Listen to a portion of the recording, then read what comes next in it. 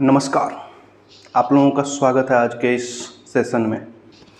आज के इस वीडियो में हम लोग द्वितीय कर्नाटक युद्ध के बारे में चर्चा करेंगे। जैसा कि आप पिछले वीडियो में देखे होंगे कि अभी हम लोग मॉडर्न हिस्ट्री का क्रम अनुसार चर्चा कर रहे हैं। तो अभी का जो टॉपिक है वो अंग्रेज़ों का जो भारत में एक तरह से साम्राज्यवाद का नींव पड़ा और जिस युद्ध के कारण भारत को जीतने में वो सफल रहा, या यूरोपीय कंपनियों का प्रतिद्वंदिता जिस युद्ध से सामने आई, उस युद्ध का नाम है कर्नाटक युद्ध। सबसे पहली बार भारत में किसी भी यूरोपीय कंपनी का विजय पताका जो फहराया गया था वो कर्नाटक युद्ध से ही हुआ है। और उसमें कर्नाटक युद्ध में 3 युद्ध हुए हैं, प्रथम युद्ध, सेकंड और थर्ड। प्रथम युद्ध पिछले वीडियो में हम लोग डिस्कस कर चुके हैं। आज के वीडियो में हम लोग द्वितीय कर्नाटक युद्ध के बारे में चर्चा करेंगे। तो आइए शुरू करते हैं मित्रों, द्वितीय कर्नाटक युद्ध के बारे में जानना। इस वीडियो में हम लोग कर्नाटक युद्ध से संबंधित वो हर जानकारी समझेंगे या जानेंगे जो वनडे वाली एग्जाम में महत्वपूर्ण होती है ना। तो आइए शुरू करते हैं। सेकंड कर्नाटक वार।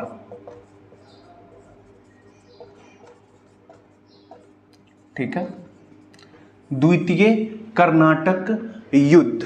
ठीक है, ये कब से कब तक हुई है तो ये याद रखिएगा 1749 ईस्वी से 54 ईस्वी तक। ठीक है, 1749 ईस्वी से 54 ईस्वी तक, ये 5 वर्षों के समय काल में ये युद्ध चली है।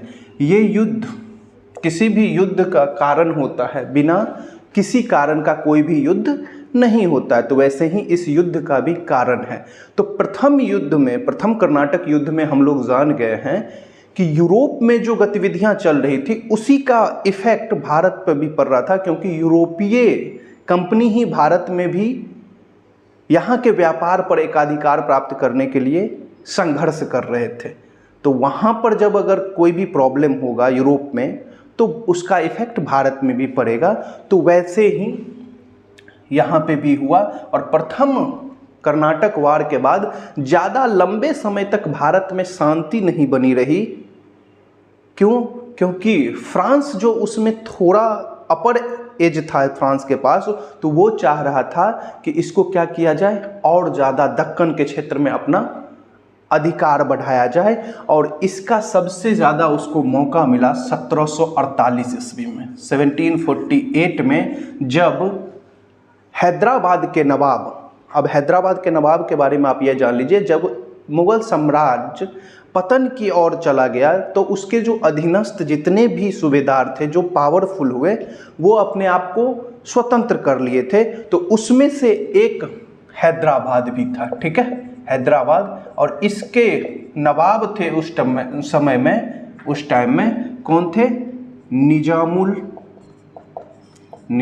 उल मुल्क आसफ जाह।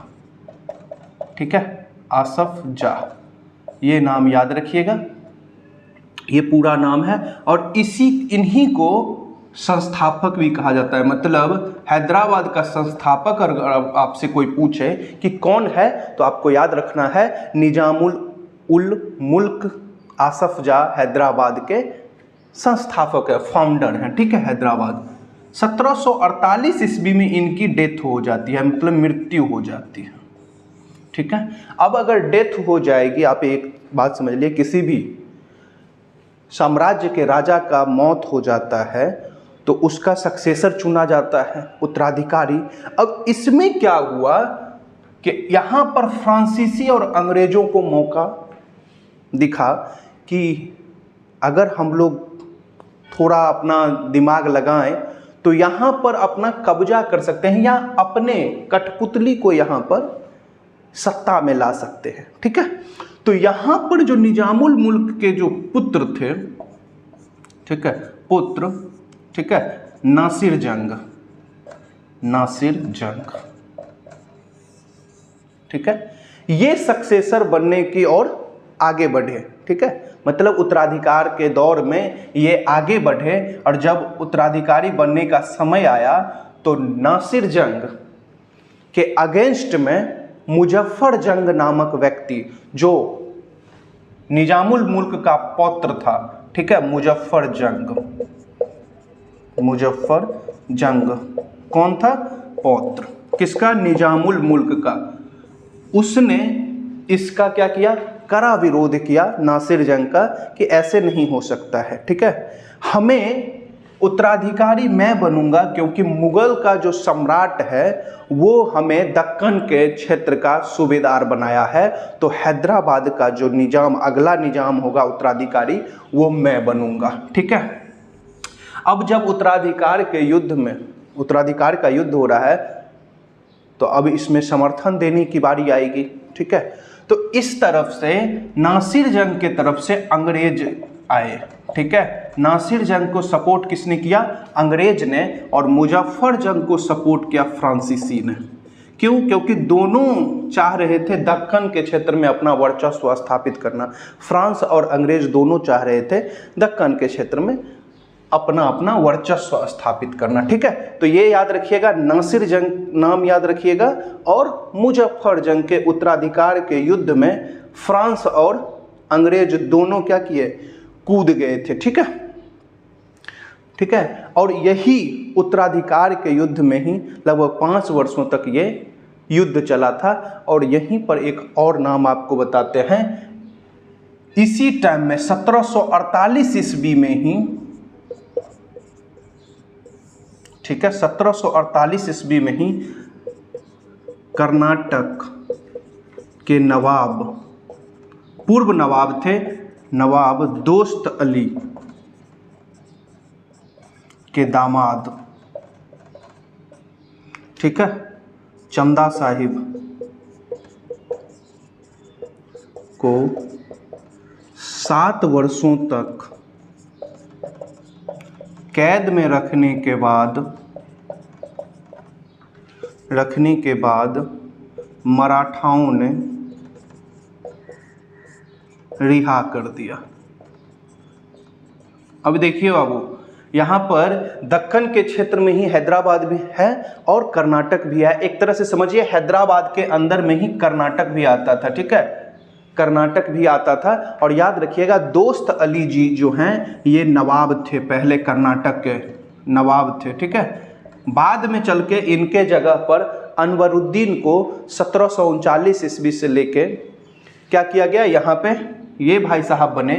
और उसके बाद यहाँ पे कर्नाटक के जो नवाब बन गए वो अनवरुद्दीन बन गया, ठीक है, अनवरुद्दीन कर्नाटक का नवाब था। और ये जो था ना अनवरुद्दीन, ये भाई साहब निजामुल मुल्क का एक तरह से समझिए अधिकारी था, ठीक है। और इसे कब निजामुल मुल्क ने यहाँ पर नवाब नियुक्त किया था? तो 1743 ईस्वी में, ठीक है, 1743 में नवाब नियुक्त किया था। और दोस्त अली 1739 ईस्वी से 43 ईस्वी तक नवाब रहे हैं, ठीक है। अब देखिए, जब यहाँ पर चंदा साहिब को रिहा कर दिया, तो जब चंदा साहिब बाहर निकलेंगे, क्यों? अब देखिए 1741 में जब त्रिचनापल्ली में मराठाओं ने एक तरह से अपना धावा बोला था, तो वहाँ पर चंदा साहिब को कैद में ले लिया था, मगर 7 वर्षों के बाद रिहा कर दिया कि अब हमें कोई ज़रूरत नहीं है, इनको रिहा कर दीजिए। तो 1748 में यहाँ पर एक उत्तराधिकार का युद्ध हुआ और 1748 में ही कर्नाटक में भी उत्तराधिकार का युद्ध हुआ। क्यों? क्योंकि अब जो दोस्त अली का दामाद है चंदा साहिब, वो बाहर निकल चुका है, रिहा हो चुका है, तो उसे भी क्या सत्ता प्राप्त करना है, तो वो किसके खिलाफ होगा? वो अनवरुद्दीन के खिलाफ होगा। मतलब कर्नाटक में भी ठीक है उत्तराधिकार का युद्ध शुरू हुआ।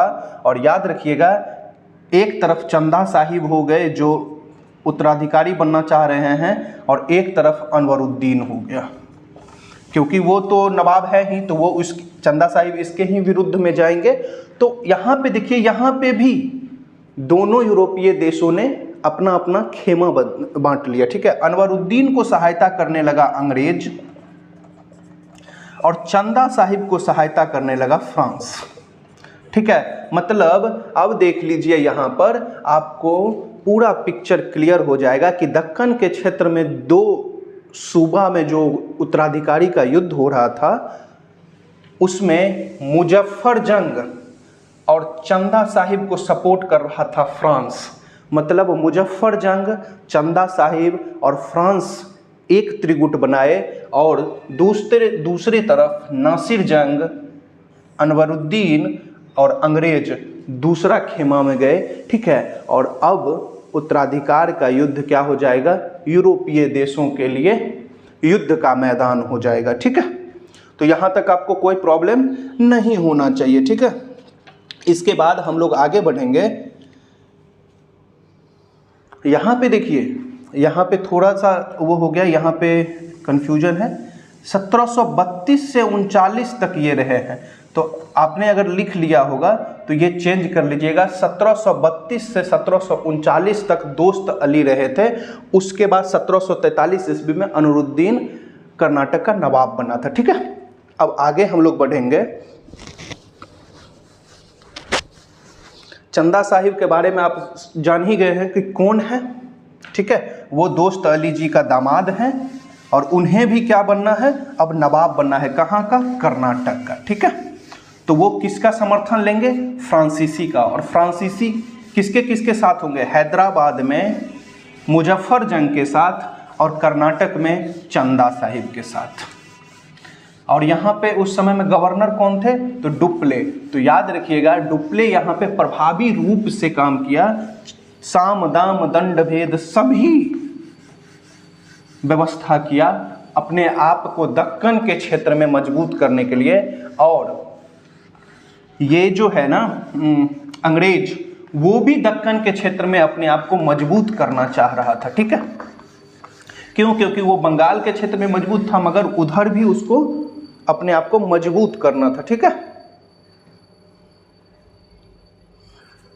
अब देखिए यहां पर जब आपको बता दिए हैं कि त्रिगुट बना लिया है, कौन कौन त्रिगुट किसके किसके बीच में बन गया, तो याद रखिएगा फ्रांस, मुजफ्फर जंग और चंदा साहिब। ठीक है, वर्सेज किसके किसके बीच में, अंग्रेज, अनवरुद्दीन और इधर से नासिर जंग हैदराबाद से। ठीक है, इसके बीच में अब युद्ध होगा। अब यहां पे याद रखिएगा फ्रांस, मुजफ्फर जंग और चंदा साहिब ने तीनों की सेना, संयुक्त सेना ने 1749 ईस्वी में अनवरुद्दीन जो कर्नाटक का नवाब है, अनवरुद्दीन को अंबूर के युद्ध में, कहीं कहीं पे अंबर भी लिखा मिलेगा, ये वेल्लोर के पास है। ठीक है, अंबूर या अंबर लिखा मिलेगा, ये वेल्लूर के पास है, वेल्लोर के पास। ठीक है, अंबूर के युद्ध में पराजित करके हत्या कर दी। ठीक है, हत्या कर दी। ठीक है बाबू, यहां पर अगर आपसे क्वेश्चन पूछे कि अंबूर के युद्ध में किसके किसके बीच में ये युद्ध हुआ था, तो 1749 ईस्वी में फ्रांस, चंदा साहिब और मुजफ्फर जंग की संयुक्त सेना ने अनवरुद्दीन को पराजित करके हत्या कर दी थी वेल्लोर के निकट अंबूर के युद्ध में। ठीक है, अब जब ये हत्या कर दी तो अनवरुद्दीन का जो पुत्र था मोहम्मद अली, उसने त्रिचनापल्ली में क्या किया, मोहम्मद अली किसका पुत्र है, अनवरुद्दीन का पुत्र। ठीक है, अनवरुद्दीन का पुत्र ने त्रिचनापल्ली में शरण लिया। ठीक है, अगर आपसे पूछा जाए कि मोहम्मद अली कौन है, तो अनवरुद्दीन का पुत्र, मतलब अनवरुद्दीन के मृत्यु के बाद कौन हो जाएगा वहाँ का नवाब बनना चाहिए, सक्सेसर, तो वो मोहम्मद अली। मगर उसे तो डर लग रहा है किसका, चंदा साहिब का, क्योंकि अब वो त्रिगुट के पार्ट है तो वो उसको पराजित कर सकता है। तो वो डर के मारे भाग के कहाँ पे शरण ले लिया, त्रिचनापल्ली में, ठीक है। त्रिचनापल्ली में जब शरण ले लिया तो यहाँ पर इसको समर्थन किसने दिया? अंग्रेजों ने, ठीक है। अंग्रेजों ने इसको समर्थन दिया, उसका रक्षा किया। और वहाँ पर क्या हुआ, इससे भी ज़्यादा क्या हुआ कि चंदा साहिब और फ्रांसीसी सेना ने त्रिचनापल्ली को एक तरह से घेर लिया था।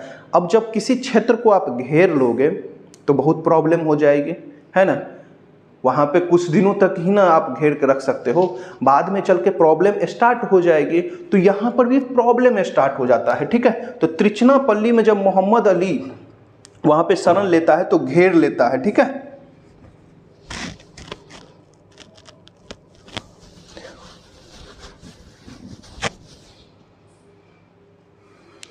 अब देखिए यहाँ पे जब हम लोग आगे बढ़ेंगे तो 1750 जब ये युद्ध हो जाता है, कब होता है? 1749 में। तो 1750 ईस्वी में नासिर जंग की भी मृत्यु हो जाती है। और उसके बाद यहाँ पे लिख लीजिएगा, नासिर जंग की मृत्यु, नासिर जंग की मृत्यु। उसके बाद मुजफ्फर जंग हैदराबाद का नवाब बनता है, हैदराबाद का नवाब, ठीक है बाबू। हैदराबाद का नवाब बना। और इसके साथ ही चंदा साहिब कहाँ का बन जाता है? कर्नाटक का, ठीक है। क्यों? क्योंकि यहाँ पे अनवरुद्दीन की मृत्यु हो गई है और उसका जो आने वाला सक्सेसर है वो भाग के त्रिचनापल्ली में शरण ले लिया है। तो वहाँ पे नवाब का पद खाली है। तो वहाँ पर दोस्त अली का दामाद चंदा साहिब क्या बन जाता है? नवाब बन जाता है। तो अब आपको क्लियर हो गया होगा कि इस युद्ध के, अंबुड के युद्ध के बाद ही क्या हो गया, दोनों जगह अपना अपना नवाब नियुक्त किया गया, ठीक है। और दोनों जगह किसका जीत हुआ है?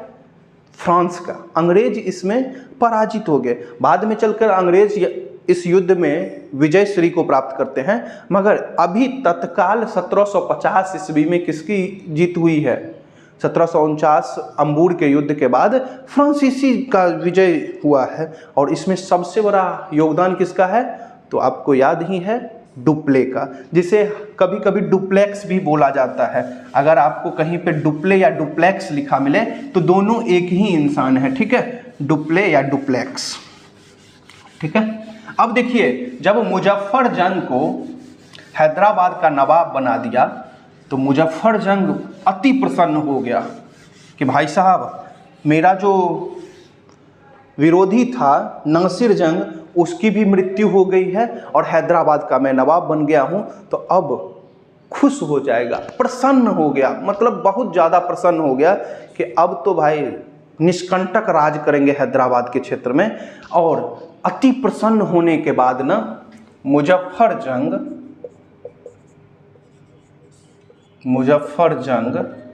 ने पौंडीचेरी, ठीक है, याद रखिएगा मुजफ्फर जंग जब अति प्रसन्न हो गया था ना, तब इसने क्या किया, मुजफ्फर जंग अति प्रसन्न होने के बाद डुप्ले जो उस समय में फ्रांस का गवर्नर था, उसी के ही हिसाब से सब युद्ध हो रहा था।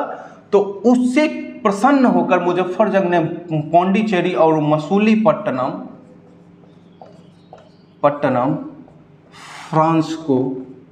फ्रांसीसी को दिया। अब देखिए कि इतना खुश हो गया कि ये पूरा क्षेत्र ही फ्रांसीसी को दे दिया, है ना। पूरा मसूलीपट्टनम जहाँ पर पोर्ट था वो पूरा क्षेत्र दे दिया। और मसूलीपट्टनम के साथ साथ पौंडीचेरी का क्षेत्र भी मुजफ्फर जंग ने फ्रांसीसी को दे दिया, यूरोपीय देश को दे दिया, कंपनी को दे दिया। मगर उससे भी उसका जब मन नहीं भरा, उसको लगा कि अभी भी थोड़ा बाकी है, हमने अभी भी ड्यू नहीं पूरा किया है। तो उसने डुप्ले को, सिर्फ और सिर्फ डुप्ले से इतना प्रभावित हो गया था या खुश हो गया था कि उसने कृष्णा नदी से लेकर डुप्ले को कृष्णा नदी से लेकर कन्याकुमारी तक। अब देखिए पूरा का क्षेत्र जो है मुजफ्फर जंग ने कृष्णा नदी से लेकर कन्याकुमारी तक के क्षेत्र का क्या बना देता है, गवर्नर बना देता है। मतलब ये फ्रांस का गवर्नर तो है ही, मतलब उसका जो क्षेत्र है फ्रांसीसी का उस समय तो है ही, मगर बाद में डुप्ले को कृष्णा नदी से लेकर कन्याकुमारी तक का गवर्नर कौन बना देता है? मुजफ्फर जंग। ठीक है, मगर ये जो खुशी है और ये जो सिलसिला है कुछ ही समय तक चलता है और इनकी मृत्यु हो जाती है। मुजफ्फर जंग की मृत्यु कुछ समय के बाद क्या हो जाती है? मृत्यु हो जाती है। ठीक है, और उसके बाद जब मृत्यु या हत्या कर दिया जाता है, हो सकता है फ्रांसीसियों का मन भर गया होगा इससे तो हत्या करवा दिया होगा, या मृत्यु हो गई, तो मुजफ्फर जंग के मृत्यु के पश्चात सलाबत जंग सत्ता में पधारूढ़। मतलब, और सलाबत जंग कौन है? तो ये मुजफ्फर जंग का चाचा। ठीक है, चाचा बन जाता है कौन? यहाँ पे हैदराबाद का नवाब। अब देखिए हम लोग इससे आगे जब बढ़ेंगे तो यहाँ पर एक नाम आता है रॉबर्ट क्लाइव। ठीक है, रॉबर्ट क्लाइव, ये महोदय को आपको भूलना नहीं है, ये बंगाल के प्रथम गवर्नर थे। ठीक है, बाद में चल के उस समय तक ये बंगाल के गवर्नर नहीं थे, सिर्फ और सिर्फ ब्रिटिश ईस्ट इंडिया कंपनी के एक मामूली से क्लर्क के रूप में भारत आए थे। और इसीलिए कहा जाता है कि किसी के पद से उसके ज्ञान का आप अनुमान नहीं लगा सकते हैं। जब अंग्रेज एक तरह से हार गया था पूरे भारत में, हर जगह वो हार रहा था, तब उसका एक क्लर्क ने एक ऐसा पॉलिसी दिया जिससे यहाँ पर ब्रिटिश का नींव डाला गया। नहीं तो पहले फ्रांसीसी यहाँ पर ज़्यादा पावरफुल थे। तो रॉबर्ट क्लाइव ने एक सजेशन दिया कि त्रिचनापल्ली में जब हमारा क्षेत्र को फ्रांसीसी क्या किए हुए, घेरे हुए है, तो उस प्रेशर को रिलीज करने के लिए, जैसे कुकर खाना बनाते होंगे तो कुकर में जब प्रेशर बनता है तो सीटी लगती है, तो अगर किसी क्षेत्र में आपका प्रेशर बन गया है तो उस प्रेशर को हटाने के लिए कहीं और हमला कर सकते हैं। जैसे बाढ़ आती है और बांध बना रहता है तो प्रेशर रहता है, कहीं एक जगह तोड़ देने पर वो पानी का बहाव निकल जाता है। ठीक है, वैसे ही वो ये बोला कि डाइवर्जन पॉलिसी, कौन पॉलिसी? डाइवर्जन पॉलिसी, कि अगर त्रिचनापल्ली में फ्रांसीसी ने हमारे क्षेत्र को घेर रखा है, सैन्य दबाव है उस पर, तो हम भी फ्रांसीसी के किसी क्षेत्र पर अपना सैन्य दबाव बनाएंगे। और उसके बाद ही रॉबर्ट क्लाइव के अनुसार एक युद्ध होता है। ठीक है, सैन्य दबाव से हटाने के लिए। ठीक है, और इसी में याद रखिएगा रॉबर्ट क्लाइव जी जो थे वो कर्नाटक के जो उस समय का राजधानी था उसी पर हमला कर देता है। वो हमला क्या कहा जाता है? आरकोट पर हमला। ठीक है, किस चीज के लिए? तो त्रिचनापल्ली पर सैन्य दबाव को कम करने के लिए आरकोट पर हमला कर देता है। ठीक है, आरकोट पर हमला कर देता है कौन? Robert Clive. ठीक है, और इसके बाद ही क्या हो जाता है? सैन्य दबाव कम होने लगता है। ठीक है, क्योंकि छापामार हो जाता है, छापामार युद्ध हो जाता है। ठीक है, तो फ्रांसीसी भी त्रिचनापल्ली से अपना सैन्य कम करते हैं और इधर रॉबर्ट क्लाइव है ही तो वो तो सैन्य दबाव करेगा ही। अब देखिए आरकोट पर जब हमला हो गया उसके बाद क्या करता है? कुछ युद्धों के बाद, कई युद्धों मान के चलिए 2-4-10 के युद्धों के बाद, एक दिन कभी न कभी तो युद्ध में हारेगा चंदा साहिब, तो कुछ युद्धों के बाद चंदा साहिब का हत्या कर देता है मोहम्मद अली। चंदा साहिब की हत्या मोहम्मद अली ने कर किया। ठीक है, और उसके बाद नवाब कौन बन जाएगा? मोहम्मद अली, कर्नाटक का। ठीक है, मतलब क्या हो गया बाबू? अब अंग्रेज यहाँ पर धीरे धीरे अपना स्टेटस क्या करने लगे? मजबूत करने लगे। ठीक है, अपने आप को स्ट्रांगली रिप्रेजेंट करने लगे दक्कन के क्षेत्र में भी। ठीक है, तो यहाँ तक कि आपको प्रॉब्लम नहीं होगा। त्रिचनापल्ली पर सैन्य दबाव को कम करने के लिए आरकोट पर हमला रॉबर्ट क्लाइव के अनुसार किया जाता है। ठीक है, अब देखिए हम लोग आगे बढ़ेंगे। अब जब आपको पता चल गया कि एक तरफ सलाबत जंग बन गया है और दूसरा तरफ कौन बन गया है? मोहम्मद अली अनवरुद्दीन का पुत्र बन गया, कर्नाटक का नवाब। अब यहाँ पे देखिए जब युद्ध कम हो गया, त्रिचनापल्ली में सैन्य दबाव कम हो गया है ना, तो अभी इस युद्ध का कुछ ना कुछ तो परिणाम होगा, बिना परिणाम का तो कुछ हो ही नहीं सकता। तो इस युद्ध का जो परिणाम हुआ ना, ये युद्ध 5 वर्षों तक चला था, और इस युद्ध का जो परिणाम हुआ वो मैं आपको बता देता हूँ, ठीक है।